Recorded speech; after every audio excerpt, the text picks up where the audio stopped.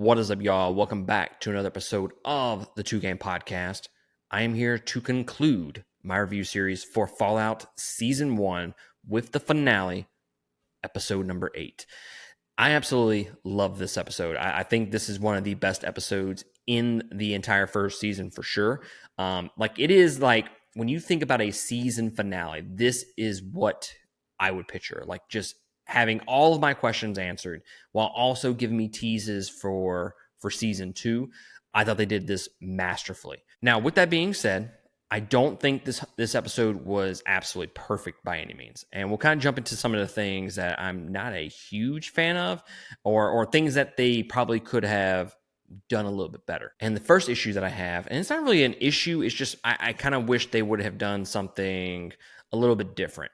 So I'm not a huge fan of how Maximus gets knocked out at the very end of the episode and then Lucy just waltz off, right? It just seems like a cheap way to kind of separate them again. You know, they have done such a great job of developing that relationship, and I've mentioned that on previous reviews where I'm a big fan of how they're slowly building that relationship, whereas it's not like episode 2, we're in love, and they just carries that on for the rest of the season. No, I'm a fan of how they slowly built that relationship, and it wasn't just something that just happened overnight. So we finally get them together, and they're kissing, and fantastic, right? Fantastic. Like she kisses him, and then he gets knocked out, and she just leaves him. No, she just leaves him unconscious on the ground. I have a big issue with that. Because I just feel like it's kind of out of character for her to just leave him there, especially with her and him kind of sharing their feelings about each other, kissing. I don't know. It just, to me, didn't seem right for those characters and that relationship to just leave him on the ground.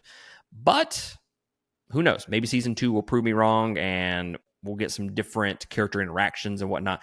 But the fact that they just separating everybody again is just, it's kind of frustrating. It's exactly what The Walking Dead did. And I stopped watching The Walking Dead because they fucking did that every single season. Like, okay, we're not going to have these character interactions anymore. We're just going to separate them all. And it felt a little bit like The Walking Dead.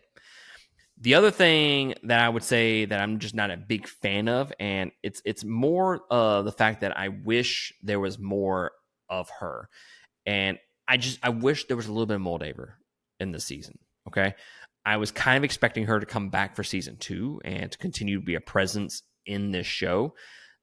But then she ends up dying in this episode, which was, again, I'm all for unpredictable things, but we just didn't get a whole lot of time with her.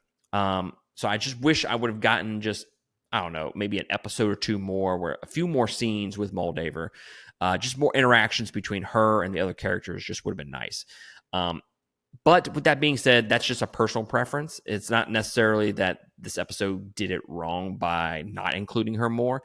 I just feel like her character could have been more important for this overall story.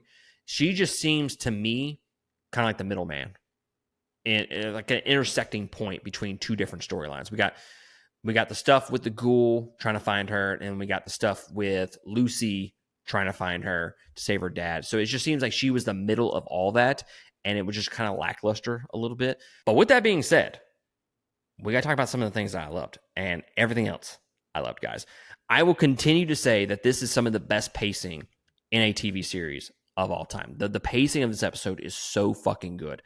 And like I said, that's just a highlight of season 1 altogether. And then the big reveal that Vault-Tec was responsible. I mean, we kind of picked up on it with the last episode that they were going to be responsible for dropping the bombs, not once, but twice. Definitely makes sense. And I thought that reveal was executed perfectly. And then another reveal in this episode was the fact that Lucy's mom is a ghoul, and she's in that final scene with Moldaver. And that, to me, is a really great reveal. Probably better than the one about who dropped the bombs, because you kind of picked up on it as the episodes kind of progressed, right? This one, you kind of didn't really know what happened to her mom. We know she had her pet boy, right? But we didn't know exactly what happened to her mom. So great reveal with her mom being a ghoul. And it's a testament to the character development that Lucy has had the entire season. They did such a great job of making you care for her character that when she sees her mom as a ghoul, you can empathize with her, and her heartbreak is 100% earned. Like, you can just sit there and be like, oh, that's fucked up, bro. Like, damn. Like, you care so much for Lucy that you care for how she's feeling in that moment. And I thought they did a great job of making that a final reveal for the season. If they would have done this in episode 3 or 4 or 5, I don't think that it would have had as much weight as it did in this season finale. So just overall, I really loved this episode. I thought they did a great job with the humor. I mean, the fucking robot, who I'm just gonna call Krang for now, absolutely hilarious moments with her brother. He's like, "Don't look here. Don't look at those papers." Well, of fucking course, I'm going to look at those papers, right? So it sets forth a lot of questions for season 2. Obviously, he's getting in the pod and he's going to sleep. So how does he get out of said pod from there?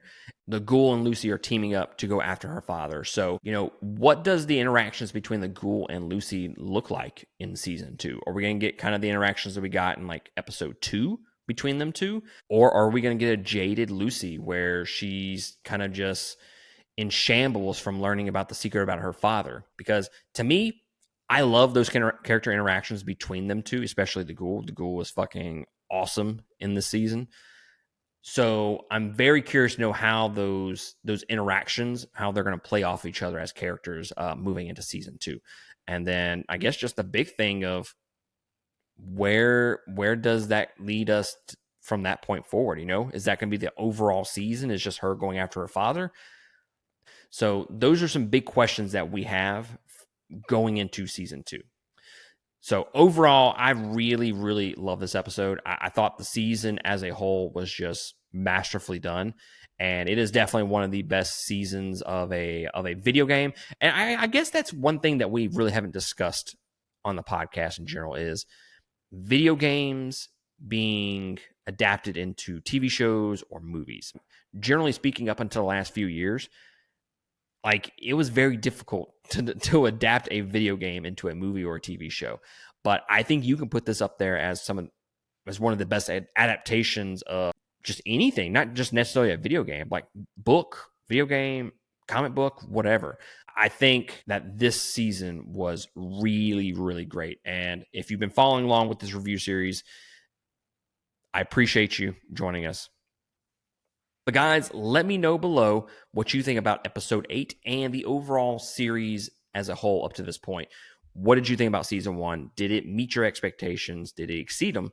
Let me know down below. And also in the description below, we have links to all of our social media accounts, which would be greatly appreciated if you like, subscribe, follow all those accounts. It would help us expand and improve the podcast. So we would be very thankful if you did that. But guys, that is going to be it from me. And I'm already ready for season 2. But I'll catch you next time on another episode. Laters.